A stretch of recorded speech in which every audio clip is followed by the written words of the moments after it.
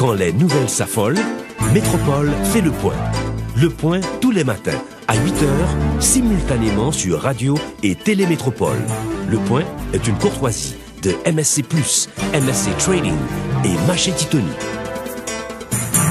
Bonjour, bienvenue à la rubrique Le Point sur Radio et Télémétropole. Excellente semaine à vous et nous nous excusons pour ce petit retard, mais nous sommes là pour la rubrique Le Point. Ce matin, on va parler de commerce avec le ministre Wilson Lallo qui est là avec nous justement pour l'émission. Monsieur le ministre, bonjour et bienvenue à la rubrique Le Point. Bonjour Gao, je profite pour saluer tous les téléspectateurs et les auditeurs de Radio Métropole et Télémétropole. Merci. Commerce en Haïti, vous le savez, c'est un secteur assez important pour le pays et vous avez la chance ou la possibilité, le privilège d'être à la tête de ce ministère. 3 ans déjà, en octobre.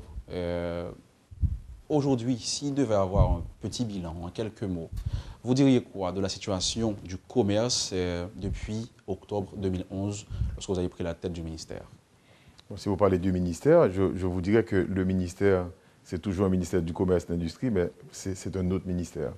J'imagine que vous avez eu l'occasion, la chance de visiter le ministère ou d'aller sur le site du ministère et de regarder les programmes que le ministère anime.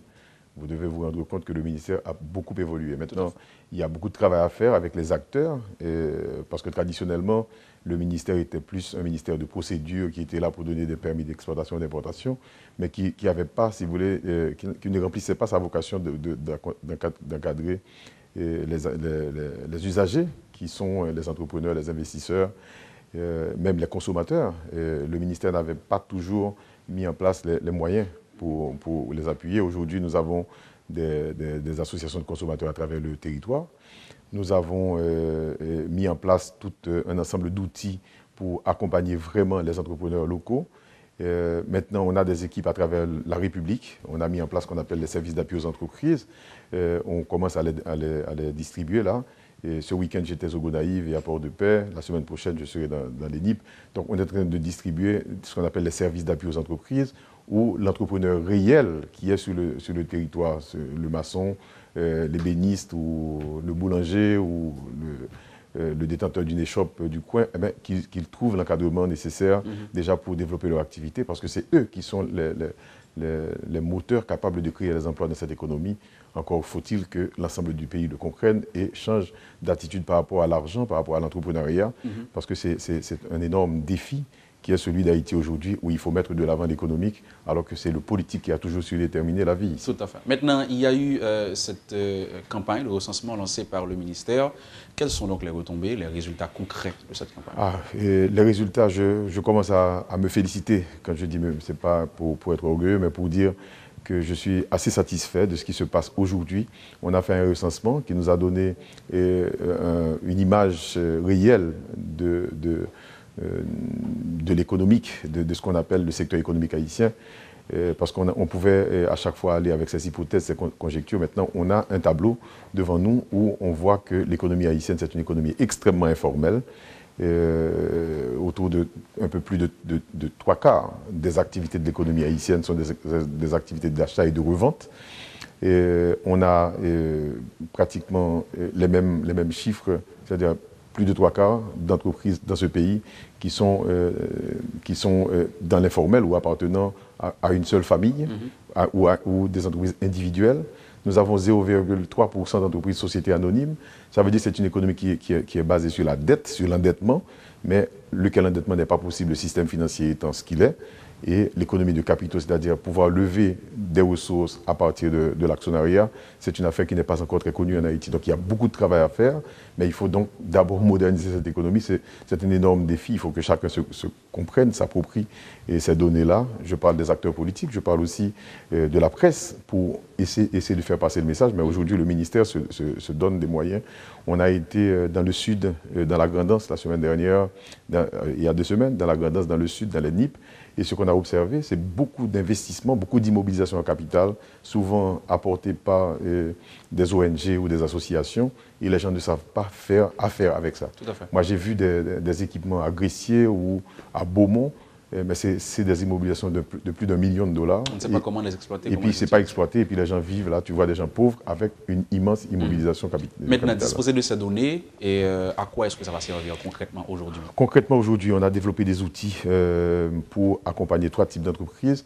En fait, vous connaissez le vaste programme de micro-parc industriel qui est un énorme défi aussi, parce que bon, il faut apprendre à travailler différemment dans l'administration, avec le secteur bancaire, avec les entrepreneurs, pour voir comment valoriser les actifs au niveau local. Si une zone est spécialisée dans la canne à sucre, eh bien, comment aider ces gens-là à améliorer leur productivité pour devenir compétitifs, déjà gagner les marchés à l'intérieur, mais également pouvoir produire de l'alcool de qualité, disons alcool 95 exportable et qui est bio. On a aussi des programmes dits pour les PME. Et on a pu, avec des partenariats qu'on a pu établir, identifier des ressources maintenant qui vont nous permettre d'aider des entreprises, surtout des entreprises qui mobilisent beaucoup de personnes. Là, on a parlé de... Moi, j'ai vu un centre d'incubation à Léogane, c'est sur 4000 hectares de terre où ils peuvent produire des œufs, produire des poulets, et c'est resté là comme ça en jachère, sans rien. Donc, c'est des entreprises comme ça qu'on identifie à travers le pays, parce qu'on sait que d'abord, ils vont répondre à une demande sociale importante. On a besoin d'œufs dans ce pays, beaucoup, de viande de poulet, beaucoup. Et puis, il y a les investissements qui ne sont pas exploités. Donc là, on va aider ce genre d'institutions. On va aller à Saint-Michel-de-Latalaï sur la filière et canne à sucre. Donc ça, c'est les PME. Et y compris, par exemple, pour comparaître ou en tout cas d'autres types de produits qui sont typiques de certaines localités. On va aider ce genre de choses parce qu'ils vont aider à créer beaucoup d'emplois au niveau des localités où ils sont implantés. Et puis, troisième type d'intervention, c'est au niveau des micro-entreprises. Le recensement nous a permis de voir que pratiquement 70% des entreprises en Haïti, alors, en fait, ils ont déclaré un chiffre d'affaires inférieur à 100 000 gourdes. Donc, ça veut dire que c'est vraiment la petite débrouillardise. C'est des entreprises extrêmement pauvres. Donc, vous imaginez 100 000 gourdes sur l'année pour quelqu'un qui travaille. Et on a pu vérifier aussi que les microcrédits qui sont donnés l'ont été pour à peu près 175 millions de dollars et sur l'année qui vient de se passer. Et 175 millions de dollars donnés à environ 233 000 petits entrepreneurs qui ont créé 235 000 emplois. Ça veut dire un crédit crée un emploi. Donc, dans cette affaire-là, c'est vraiment la reproduction de la pauvreté. On n'arrive pas vraiment à faire que l'économie passe la prochaine étape. Et remédier, ce sera comment? Eh bien là, donc, on a un programme pour les 20 000 plus petites entreprises identifiées dans le recensement que nous avons fait. Okay. Et on va donner la préférence. Dans la première partie, on va faire surtout avec les entreprises qui sont dans la production. Donc là, on voit des entreprises qui sont dans la transformation agroalimentaire, etc. Parce qu'il y a un gros marché. Vous savez que pratiquement 70% des biens, 72% des biens consommés dans ce pays, je parle de biens de consommation alimentaire, sont importés. Donc, alors que le pays est capable de produire beaucoup de choses. Maintenant, il n'y a pas le crédit ou bien les gens ne connaissent pas les normes pour pouvoir présenter les produits avec un standard acceptable et pour les faire accéder à certains marchés. Et puis, il y a surtout le problème de l'accès même au marché, l'information commerciale. Donc là, on travaille sur ces questions-là et on a mis en place ces SAE justement au niveau local qui vont encadrer ce monde dès la conception de leur projet pour l'enregistrement de la société au niveau du ministère, au niveau de la DGI, pour leur tenir la main, pour les aider à avoir accès au crédit, mais également pour avoir accès au marché. Et là, le gouvernement a pris engagement pour que ces produits identifiés qui sont standardisés puissent entrer dans le programme de cantine scolaire. C'est une façon de garantir un marché captif, important, intéressant pour ces entreprises. Quelqu'un qui produisait 50 comparettes, s'il est capable de produire 5 000 comparettes, ça change d'échelle, ça change de possibilités d'investissement et d'emploi. Maintenant, vous allez, pour les PME, vous allez les encadrer et structurer. Maintenant, en termes de financement, est-ce que vous allez les financer ou bien leur permettre d'avoir accès au crédit dans les banques? On ne va pas les financer directement. On va assurer des conditions de financement plus adaptées à leur situation, leur donner tout l'encadrement, mais également, si vous voulez, le temps de développer leurs activités. Donc, on fait ce genre de projet avec un certain nombre d'acteurs du système financier. Et on commence les expériences avec les jeunes entrepreneurs innovants. Et on a vu que ça nous a donné quelques difficultés parce que les institutions financières ne sont pas capables d'intégrer ce genre d'outils. On a commencé là avec ces jeunes-là, on voit que ça a été difficile, mais on commence à les voir s'installer. Donc on va essayer de prendre expérience de ce qu'on a déjà fait pour vraiment l'élargir à beaucoup plus de gens. Ok. Maintenant, on va arriver sur le marché, le commerce. Comment est-ce que ça se passe aujourd'hui? On sait que juillet dernier, avec votre homologue José del Castillo, vous avez paraphé un protocole d'accord sur les échanges entre Haïti et la République dominicaine on le sait, c'est vraiment pas facile pour l'instant. À quel niveau est-ce que vous en êtes avec ce protocole d'accord? Qu'est-ce qui a changé depuis la signature de ce document? Ce qui a changé, c'est d'abord une manière de formaliser nos rapports avec la République dominicaine. Ce qui a changé aussi, c'est le fait qu'aujourd'hui, les entrepreneurs haïtiens, ils ont un interlocuteur. Parce que traditionnellement, les Haïtiens qui ont besoin d'exporter en République dominicaine ne savaient pas quoi faire. Et souvent, quand ils butaient sur des contraintes, parce que si vous passez là sur la frontière terrestre, mais il y a des niveaux de handicap, de contrôle informel, très informel, mais décourageant, qui ont empêché aux entrepreneurs haïtiens de pouvoir traverser la frontière. Là, maintenant, ils peuvent documenter ce genre de choses et avoir un interlocuteur, parce qu'eux-mêmes, s'ils veulent échanger avec nous, ils comprennent bien qu'ils ne peuvent pas mettre des contraintes qui ne sont pas acceptables, parce que l'inverse peut être vrai. Et à ce moment-là, c'est plus facile pour tous les deux, parce que Haïti et la République dominicaine comprennent qu'il y va de leur intérêt à avoir des rapports basés sur la confiance, sur le respect et sur la possibilité que des emplois puissent être créés des deux côtés de la frontière. Donc ça, c'est un acquis aujourd'hui de ce point de vue-là. Maintenant, il y a le travail qui doit être fait avec les entreprises haïtiennes. Il y a des entreprises qui sont très compétitives. Je parle, par exemple, de la Brana.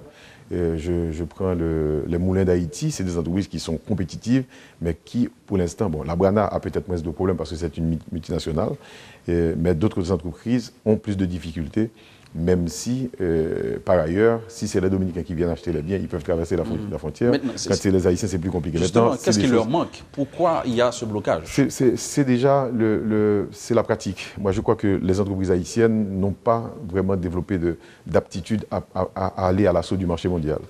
On était confinés. Vous avez toute entreprise haïtienne, c'est une entreprise de quartier. C'est une entreprise pour la petite. C'est même pas pour la ville et c'est exceptionnel quand c'est pour le pays. Donc, faire que les entreprises comprennent que la valeur ajoutée la plus importante se gagne à l'exportation, ça, c'est un gros travail. Et souvent, ils ne savent pas que l'État est là. Il y a l'administration de l'État, il y a le ministère, mais il y a les consulats, il y a les ambassades qui sont là pour accompagner le secteur privé. Et c'est quand ces gens-là butent sur des difficultés que l'administration est mise au courant, mais ce n'est pas avant. Donc c'est un ensemble de choses comme ça qu'il faut régler pour permettre justement que plus d'investissements puissent venir dans l'économie haïtienne, parce que plus les marchés sont importants, donc plus l'appel à l'investissement va être plus grand et plus des emplois peuvent être créés dans l'économie. Tout à fait. Mais on sait personnellement bien qu'il y a des produits qui sont, je ne dirais pas interdits, mais qui n'ont pas encore accès à la République dominicaine. Ça, est-ce que vous avez discuté de ça dans le cadre de ce document, de cet accord? Comment on peut faire maintenant pour avoir accès à ce marché dominicain? Bon, certains parlent de concurrence déloyale, puisque les produits dominicains nous envahissent ici en Haïti, mais pourquoi nous, on ne peut pas avoir accès à ce marché? Mais vous savez, là, je n'ai pas de documentation. Tout ce que vous dites là peut être vrai, mais il faut pouvoir le documenter. La réalité, c'est que les Dominicains arguent souvent de cette question de qualité, mais les entrepreneurs haïtiens n'ont pas documenté ces contraintes-là. Donc, je n'ai pas d'informations officielles pour dire qu'il y a eu des tentatives d'exportation qui ont échoué sous prétexte que les Dominicains veulent bloquer. On sait seulement que c'est difficile, mais on n'a pas la documentation. Et c'est pour ça qu'avec le secteur privé maintenant, il y a le CEO Kiskeya Summit qui regroupe des entrepreneurs des deux côtés de l'île et qui devraient travailler ensemble pour voir comment ils peuvent l'un faciliter la tâche de l'autre pour que le commerce sur l'île puisse devenir plus fluide. Tout à fait. On va observer la pause et de retour, on verra pour la ZEP, la zone économique pétro-caribéenne, on va y revenir. Et essayer aussi de toucher l'accord de partenariat, l'accord qui n'a pas été ratifié par le Sénat récemment. C'est l'heure de la pause à la rubrique Le Point. Ce matin, nous recevons le ministre du Commerce et de l'Industrie, le professeur Wilson Lalo. Restez avec nous sur le retour après la pause. L'eau atterrit dans MSC+, c'est comme si vous étiez arrivé l'autre bord de l'eau. Matériel électrique, machine à laver, fou, frigidaire et latrier. Dans MSC+, c'est nous qui avons plus de variété de produits dans tout le pays. Nous avons exactement ce qu'on a besoin. Plus toujours. Dans MSC+, nous marions variété à qualité. La preuve, nous sommes représentants exclusifs INCO en Haïti. Un gros produit de qualité supérieure qui valent le terrain dans le monde entier. Nous avons un showroom 30 000 pieds carrés.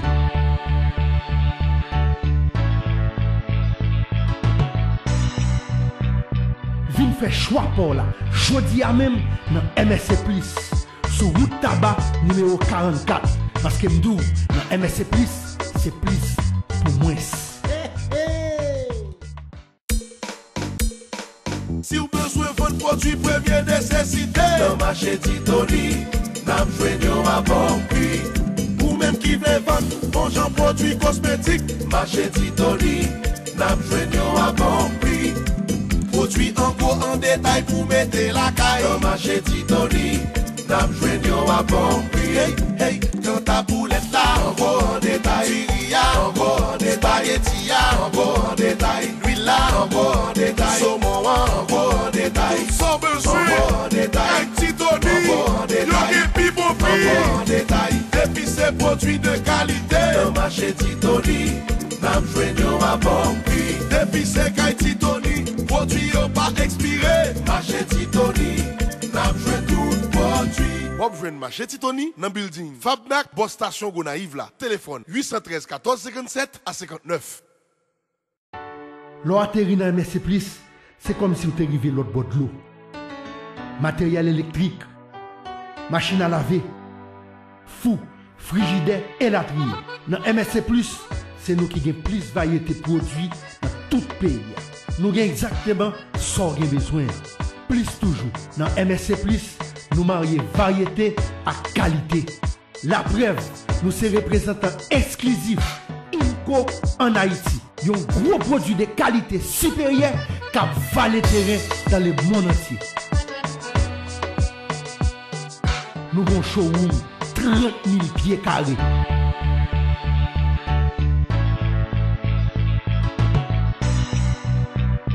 Vin fait choix pour là. Jodi à même dans MSC Plus.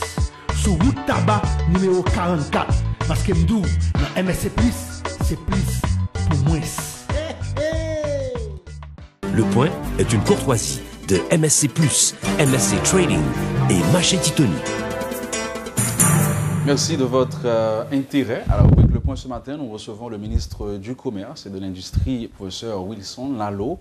Et avant pause là, nous faisons un tour de situation, situation commerce là en Haïti, échange avec l'autre pays, situation PME, engagement que le ministre prend journée aujourd'hui là pour lui accompagner PME, ça qu'elle commence à faire déjà, grâce à la campagne de recensement que l'IT fait depuis, il fait entrer dans la tête ministère du Commerce. Là, nous parlons toucher un point qui est assez important, c'est un point qui fait actualité récemment, et le Sénat, après le fait main, bien. Le Parlement a fait main, session ordinaire côté député qui en vacances, tu gagné un projet de loi, c'est accord de partenariat Union européenne qui lui-même était supposé, je ça, joindre en ratification. Ça qui pas arrivé fait et le ministre là ou t'expliquer avec nous et sur radio tu gagné des incompréhensions autour de accord ça. Jodi a possibilité pour nous parler de lui, permettre que moun yo comprenne qui s'allie et qui avantage que le gain pour le pays d'Haïti. APEA qui s'allie vraiment. Bon, APEA, c'est un coup, tout accord, parce qu'on connaît tout le pays depuis quand même une cinquantaine d'années, commencé à faire des regroupements, parce qu'ils viennent identifier que pour l'économie développée, pour l'entreprise développer, le besoin de marché. Et toutes contraintes qu'on mettait à marché produit, c'est des contraintes qui mettaient à investissement, ces contraintes qu'on mettait à création d'emplois. Maintenant, l'économie est inégale, de façon dont elle est faite à travers le monde, il y a des pays qui bénéficient de ça, il y a des pays qui perdent. Et c'est pas ça que fait un pile pays qui était vigilant, ils n'ont pas voulu rentrer dans ce type d'accord. Mais seul ça nous a observé, et ça c'est pour un fait, tout pays qui entre dans ce type d'arrangement, ça prend précaution, le pays fait progrès. Même le Mexique avec les États-Unis et le Canada, je veux dire, regardez le progrès qu'ils ont fait, c'est peut-être un pays qui fait un rythme de croissance dans la région qui est la plus élevée. Donc c'est pas vrai que mondialisation ou bien que accès à marché, ouverture de marché sont mauvais bagages que liés si pays au ça peut faire. Souvent et c'est ça qui fait que Haïti pendant tout le temps ça a perdu en pile opportunité parce que débat pas jamais fait, discussion pas jamais fait et il y a des gens qui campent sous des positions qui pas même des positions idéologiques, c'est des positions comme des positions qui pas idéologiques, qui pas scientifiques. Et c'est ça que je vivre l'autre jour dans le Parlement, qui était un peu désolant. J'étais content que discussion en fait au moins que des gens qui posent des questions parce que des questions pour changer la vie en société, pas qu'à faire comme ça sous le boisseau en cachette par quelques individus. C'est bon que nous fassions débat, mais faire sérieusement et dans le respect de la société. Parce que il parle de libre-échange et en même temps, il a parlé de néolibéralisme. C'est un coup que le gouvernement ça va venir pour craser l'économie. Alors que justement, c'est essayer de mettre de l'ordre dans le désordre épouvantable qui créé depuis 1996, que Haïti cassait tout le système tarifaire. D'accord? Côté de gain pratiquement 65% de lignes tarifaires sur produits qui ont rentré dans le pays, il était pourtant tarif zéro. Ça veut dire ou pas payer taxe sur 66%, 65%. Maintenant, il y a allé jusqu'à 85% pour des tarifs qui situent entre 0 et 15%. C'est ça qui fait que dans l'hémisphère occidental, là, ces pays qui étaient plus ouverts, ces pays qui étaient toutes vernis ouvertes au commerce extérieur. Donc, et c'est dans la période de gros bataille anti-néolibérale que nous avons pris une décision. D'accord? Et décision, ça va faire qui ça? Il va faire que toute petite industrie haïtienne a cassé. Toute la petite industrie haïtienne a cassé. Pas rien qu'au besoin d'un pays, je veux dire, ce n'est pas important. Ça a commencé, c'est vrai, en 1987, mais il est consacré officiellement par des décisions légales au niveau international. Dans le consolidé des tarifs auprès de l'OMC en janvier 1996. Okay. Comme ne pas oublier ça. Maintenant, pour chance pour nous, en 2002, Haïti rentré dans CARICOM. Et rentrer dans CARICOM, tu as ouvrir des possibilités pour nous, parce que CARICOM, c'est quoi? C'est un arrangement régional qui, côté pays, il dit, bon, il y a vivre en communauté. Et pour ça, il vient créer, ça le CSME, qui ça veut dire comme si c'est marché commun caribéen. Et marché commun caribéen, ça veut dire que le pays, ça, il a décidé que son grain de marché que entre eux, il y a pas entre eux, il va faire échange. D'un coup, l'homme vend un ordinateur ici, ou bien un ordinateur sorti dans le pays étranger, l'a rentré par Saint-Marc, l'a rentré par Cap-Haïtien ou par les Cailles. C'est le même tarif que le pays, pour le pays. C'est comme ça CARICOM voulait. Ça veut dire que le passé par Jamaïque ou par Haïti, c'était même chapeau. Son grain de marché que lié, mais seulement, lorsqu'on sort dehors, on va payer même tarif, on va payer un tarif. Par exemple, ça relève le tarif extérieur commun. Donc, vous sortir dehors, ça, on va payer taxe, on va payer tarif. Si le produit a fait dans le pays, ça, on ne va pas payer taxe. Ça vient faire que pour Haïti, il y a 18 millions, un marché de 18 millions de citoyens.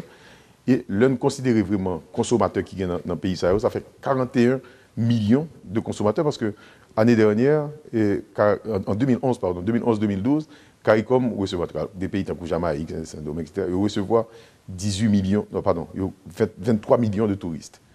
Et l'autre des pays comme Bahamas, qui est le pays plus riche dans la région, c'est ce qui a pratiquement au moins d'une journée entière d'Haïti. Bahamas n'a pas produit rien. Il y a besoin de mango, il y a besoin de figues mûres, il y a besoin de légumes, il y a besoin de toutes sortes à imaginer que Haïti a produit, il y a besoin. Pour peu que nous avons produit en volume et en qualité suffisante. Donc pour Haïti, c'est énorme bagaille que lié en 2002 que nous entrons dans CARICOM. Là, notre dans CARICOM, il vient permettre que nous fassions, ça me dit renforcement au lieu de dire réarmement, on a dit renforcement tarifaire. Parce que CARICOM, tarif extérieur commun, il consolide des tarifs, au minimum là c'est 40%, alors que M. Djou, par nous, c'est autour de 15%. Donc le fait même pour CARICOM, on bénéficie de lignes tarifaires par même si pour là pas. C'est ça. Automatiquement entrer dans le CSME, il vient permettre de réajuster les tarifs sur le niveau CARICOM, parce que je veux dire au 0 et 15. Si vous allez changer de tarif là, vous allez avoir une bonne discussion dans l'OMC, tout pays qui a fait commerce avec vous pour le protester. Mais si vous entrez dans le CARICOM, le tarif va augmenter automatiquement en tant que membre de ce bloc-là. Donc ça, c'est son premier avantage que nous avons pour récupérer des terrains que nous avons perdus à cause de décisions que M. Témoin en 2016. Maintenant, l'un rentré dans APE vient ban de l'autre possibilité.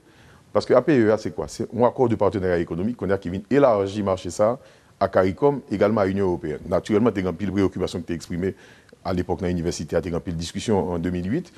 Et c'est ça qui fait que le ratifié en 2008, en octobre 2008, 8 octobre 2008, pays caribéens, CARIFORUM, signé, République dominicaine, reste pays CARICOM signé avec l'Union européenne, Haïti pas de signer. Haïti vient signer juste en décembre 2009. Donc 10 décembre 2009. Le Haïti signe, Haïti prend des précautions parce que c'est vrai qu'avec l'Union européenne, c'est un bon bail pour nous. Parce que sans importer de l'Europe, c'est qui ça? C'est vraiment des produits de charcuterie, mais c'est surtout des machines, des équipements. C'est ça. Donc ça n'importe de l'Europe, ils n'ont déjà pas payé de taxes. Pour la plupart. Okay? Donc ça n'a perdu sur le plan fiscal avec l'Europe, c'est presque rien du tout. Nous sommes déjà dans la situation ça déjà. Nous sommes déjà dans la situation ça avec tarif nous avons déjà. Maintenant, le problème là vient de poser avec la République dominicaine parce que bon article 238 en dans accord là qui dit que même avantage qu'au bail l'Europe ou obligé balil avec pays dans la région, ça relève la clause de la préférence régionale.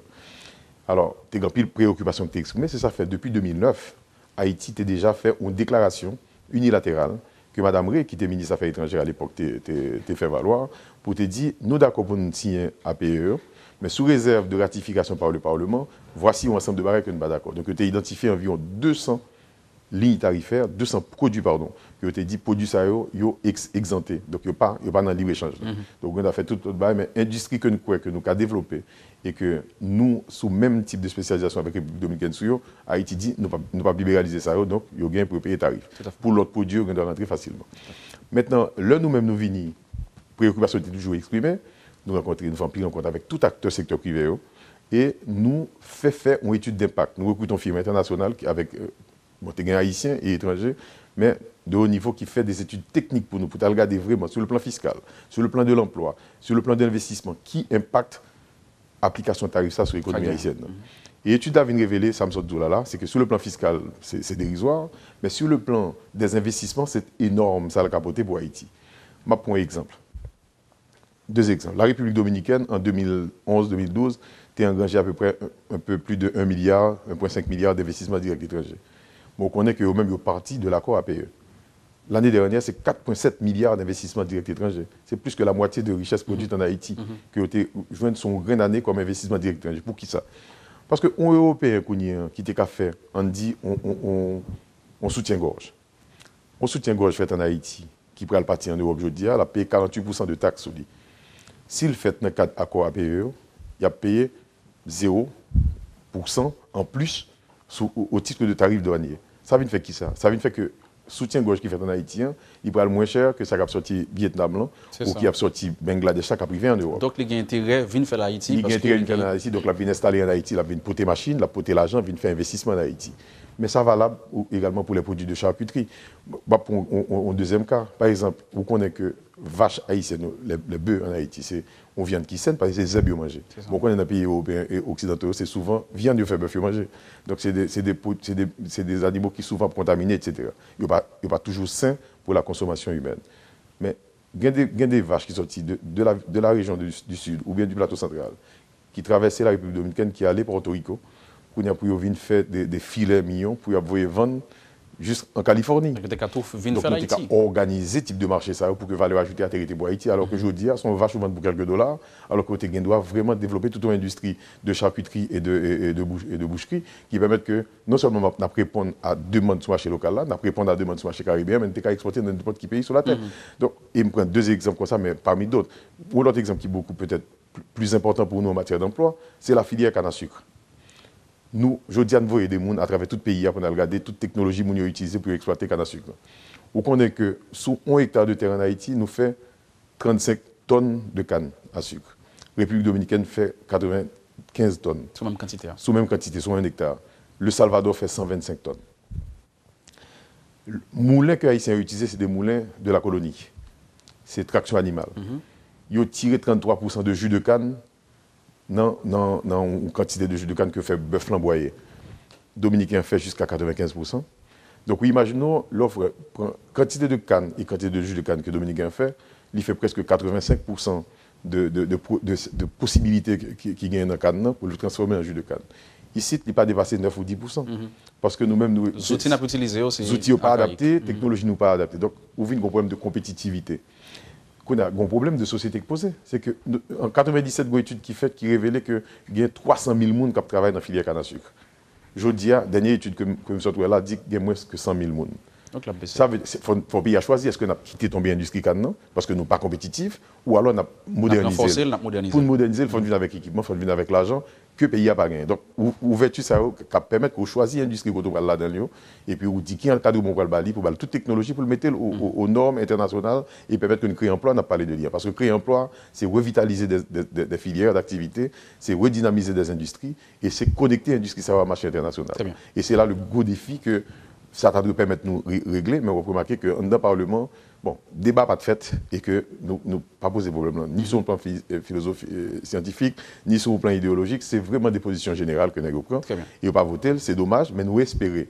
Parce qu'il faut débat fait pour expliquer à la population, pour ne pas tromper mon yo. Justement. Pour nous dire qui ça nous fait, est-ce que c'est un plan à créer, est-ce que c'est richesse nous devons créer, et quelles sont les conditions pour faire ça. C'est ça. Maintenant, et qui prochaine étape là? Ou te dit et ou pour lancer des débats autour de questions pour arriver à comprendre et peut-être prochaine fois pour gagner une meilleure connaissance de lui, qui ça nous va le faire pour aller là en termes concrets pour que le accord ça tourne dans le Parlement, il y a un vote favorable. Bon, il est à espérer parce que nous fait étudier, nous voyons dans le Parlement, souvent invités parlementaires, nous, parce que ou pas jeunes parlementaires pour discuter avec eux sur des bagages techniques. Moi, ils font pile effort, et avec preuve à l'appui, mais nous ne pouvons pas faire rencontre pour expliquer des questions techniques ça, pour avancer sur. Et puis, il y a un pile bagage dit qui n'est pas toujours clair pour nous comprendre l'enjeu. L'État, bon, c'est nous sérieux et responsables. Même prêt pour un débat avec les gens qui veulent. Côté Ovlel, là, pour nous discuter sur question, parce que c'est trop important pour nous changer le modèle économique que nous gagnons là. Parce qu'il ne faut pas mettre tout ça, parce que c'est extrêmement important, ça m'a dit là. Haïti, pendant toute l'histoire, les chita sous rente. Nous ne pouvons pas rentrer dans l'histoire pour nous montrer qui produit toujours base rente là. Je dis à produire base rente là, c'est transfert que Haïtien envoyé à nous avec aide internationale. C'est ça que rente là. Et tout le boom qu'a fait c'est pour qu'il y ait un ça. Alors que le pays a son pays qui a un potentiel pour créer richesse. On doit la produire en Haïti, c'est un dollar que nous prenons pour nous voyer dans le pays étranger, pour nous créer richesse pour le pays étranger, parce que chemise nous besoin de consommer. Au monde qui a comme ici, monde classe moyenne, c'est à l'étranger le voyer petit. C'est à l'étranger le fait petit en fait. C'est à l'étranger de consommer. Meubles que nous utilisons c'est à l'étranger, c'est comment on a fait créer un emploi dans l'économie. Donc bagage ça faut nous poser franchement pour nous dire comment pour nous faire que l'homme dépense son dollar dans le pays, les distribuer dans le pays, les permettre l'autre activité de faire dans le pays. Parce que nous-mêmes, c'est gaspiller, c'est voyer dans le dehors, c'est pas dans le pays, c'est pas pays à construire. Donc, il faut débat fait sérieusement pour ne pas tromper Mounio, pour ne côté de parler avec le pays. Parce que je dis, nous avons une possibilité extraordinaire pour créer un emploi. Le gouvernement, ça fait un pile effort que nous avons pour nous discuter, pour nous prouver. Mettez sous table pour le pays, ouais, qui ça a fait, qui côté vous voulez aller. Et pour nous changer de modèle, c'est toujours difficile parce qu'il y a des gens qui profitent de ça. Mais c'est 2-3 personnes qui ont profité alors qu'il y a 10 millions de monde pour nous manger, 10 millions de monde pour nous travailler, 10 millions de monde pour nous faire recouvrer dignité, pour ne faire pas dépendre de monde. Alors, ça me parle dire rapidement. Là où faire aller ça, on fait la sous question, mon cap tendé, moi je avec ou là, me dit bon bah ça sont mon bagage, pour que ça ne pas rentrer là-dedans. Sauf que pas de document même. Maintenant si tout document pas là, tout à fait. Maintenant si sénateur tu as gagné toute explication bon là. Ce qui est, c'est normal, puisque l'État a supposé un document. Qui ça vous pensez en un document qui t'a empêché un sénateur Jean Dimni là pour comprendre que son bagage qui utile le pays? Un mot, libéralisation. Parce que ça me dit là, c'est que le pays a chita sous humeur, sous émotion, en pile bagaille, au lieu que nous posions franchement, écoutez, un problème qui posait, on chita discuter. Moi-même, moi ouvert, moi disponible, nous voyons les documents. Écoute, l'homme rentré dans le ministère en janvier 2012.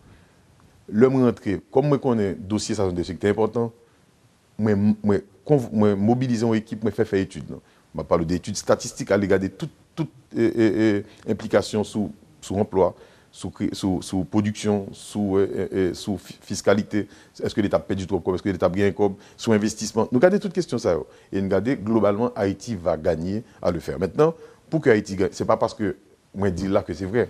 Pour que livrer, il y a un ensemble de conditions. Les conditions, il faut que nous mettions l'entreprise à niveau, il faut que nous ayons moyens pour produire, et il faut que nous ayons moyens pour répondre à leurs opportunités pour l'ouvrir. Mais nous disons, si nous faisons ça, pas aucune raison. Il y a des gens, un petit discours, même pas des gens qui sont très informés, qui disent, bah, ça me ri, et à la limite, c'était terrible pour des gens qui sont des leaders d'opinion souvent, ou bien des professeurs, ou bien des gens dans la société à recommander des têtes, et qui dit que Haïti n'a pas intéressé à quoi ça parce que Haïti n'a pas produit rien. Mais c'est justement parce qu'Haïti ne peut pas produire rien que le gain intérêt. Parce que l'on entend d'accord ça, ou vient faire des investisseurs qui ont toute potentialité qu'on gagne là, viennent profiter. Combien de temps il prend pour venir faire pistache dans le pays? Le Bahamas vient là, il a besoin d'importer toute quantité de pistache qu'on a produit. Alors qu'on a besoin de pistache pour alimenter la cantine scolaire ou bien pour répondre à la demande. Ici, Bahamas dit l'intéressé pour consommer toute pistache qu'on a fait. Et vendre Bahamas, c'est 4-5 fois prix qu'on va vendre ici.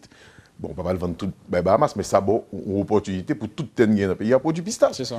Pistache, c'est 3 mois, elle fait pour produire. Donc, l'homme n'a pas d'intérêt pour entrer là-dedans. Oui, il y a intérêt à entrer là-dedans, parce que l'homme rentre là-dedans, investit sur Bahamas qui a la possibilité pour faire pistache dans des terres que je ne peux pas faire là-dedans, parce que par exemple, de l'eau, il y a bien investi pour de l'eau. Et puis, on a fait pistache là. Et puis, il y a vendre dans le marché haïtien, il y a vendre à l'international. Donc, il faut que nous réfléchissions et un peu plus honnête, plus généreux et plus responsable par rapport à ça, pour aider l'économie haïtienne dans cette situation. Rapidement, on a souligné, est-ce que 200 et quelques produits que le ministre le accord ça t'a mis sous pied, t'es exempté. Est-ce que vous toujours exempté? Est-ce que vous amplifié? Vous amplifié à partir d'études que nous faisons là. Donc, il y a 200 produits qui étaient faits sous le président Préval avec Mme Ré. Eh bien, il est amplifié et nous-mêmes, nous reprécisons un ensemble de questions. Il y a 2 nouvelles déclarations que nous prenons. Il y a une déclaration avec Mme Ré, il y a une deuxième déclaration que nous prenons pour nous revendiquer le statut de PMA d'Haïti, pour dire que Haïti n'a pas de préférence régionale à aucun pays. C'est vrai que nous-mêmes, nous voulons faire échange, mais il faut échanger pour permettre que, quand même, nous ne pas casser le système fiscal, nous, et ne pas détruire la possibilité que nous créons emploi dans le pays. Les partenaires ont accepté que nous exemptions les produits ça, pas de problème. Il s'agit que ratifier la question dans le Parlement et que c'est l'un qui va déposer l'instrument de ratification avec déclaration qu'on a des discussions qu'on a faites sur lui, mais il n'y a pas qu'à forcer un pays tant qu'Haïti pour le faire. Pour le plus que le pas capable. D'ailleurs, c'est ça qu'il faut regarder, même le Doha. Si vous suivez le round de négociation Doha-Qatar qui était lancé depuis 2006, il n'a pas jamais abouti. Parce que tout pays, il veut protéger l'agriculture de la caillou. La France, les États-Unis, il y a beaucoup. C'est un droit qu'il y a gagné. C'est un droit qu'il y a gagné pour protéger le secteur qui fragile de la caillou. Donc, mais ça n'a pas empêché que la France et les États-Unis comprennent qu'il y a intérêt à entrer dans l'accord.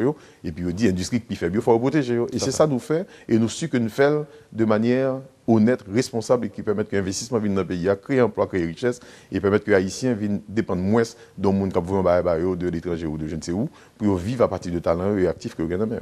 Nous sommes contents d'accorder deuxième partie de l'émission à COSA, accord de partenariat économique Union européenne. Nous disons que c'est un accord, même Jacques Caricom, qui va le faire que Haïti gagne accès à marché européen et profiter de lignes tarifaires et permettre que l'investissement vienne dans le pays grâce avec l'avantage que vous pouvez le joindre sous le marché européen. Exactement. C'est pratiquement fin émission, Monsieur le ministre. Nous sommes contents de gagner matin et nous espérons auditoire là et ils ont été édifiés après et tu parles ça que nous avons fait là. Mon cher, je remercie un peu, je remercie tous les messieurs qui facilitent l'émission au matin là et Télé Métropole qui donne une possibilité d'explication ça à la population. Nous-mêmes nous prêts pour nous prendre un pèlerin pour nous expliquer mounio que cacao, café ou n'importe qui ça n'a fait dans le pays, nous avons beaucoup plus de valeur. Au mango français vend 5 gouttes d'ici. Les $25 américains là, Bahamas. Imaginez si nous-mêmes nous avons une vraie politique de commercialisation, combien de monde qui devrait l'intéresser, etc., pour profiter de possibilités. Ça. Donc, nous voulons que nous comprenions que c'est l'opportunité que le gouvernement a cherché. Nous avons toutes sortes de présidents fait à l'international. C'est justement pour pays une meilleure visibilité, permettre que ils comprennent que Haïti, ils voient que Haïti a un pile de important qu'a fait là-dedans et nous avons un pile de mission fait ici, un pile de mission ça va intéresser, venir faire investissement dans le pays.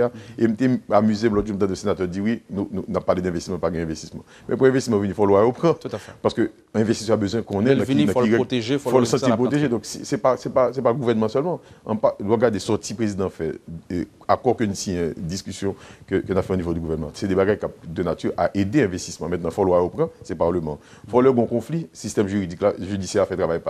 Donc c'est tout l'État qui vous travaille pour faire investissement. Ce n'est pas un acteur, c'est le pays qui changer. L'investissement, il implique des politiques globales, des politiques totales. Ce n'est pas un bagage pour col qui fait investissement sans bagaille, c'est tout acteur pour jouer. Et c'est pour ça que ça m'amuse, côté chaque monde a cherché de tirer de son côté. Gen moun qui a fait effort, faut tout le monde travaille dans le même sens pour nous faire pays retrouver dignité. Voilà, c'est sur moi ça on a fait fin l'émission. Nous avons commencé avec un petit grâce retard, nous excusez-nous. Bon, bien entendu, le ministre là qui dépend d'un embouteillage, qui pas de utiliser sirène et c'est bon à savoir. Donc mais nous avons réalisé le point quand même matin. Merci parce que vous êtes avec nous. Et excellente journée sur Métropole. Mon nom c'est Luc Niagaro. Excellente semaine et à bientôt. Quand les nouvelles s'affolent, Métropole fait le point. Le point tous les matins à 8h, simultanément sur Radio et Télémétropole. Le point est une courtoisie de MSC+, MSC Trading et Machete Tony.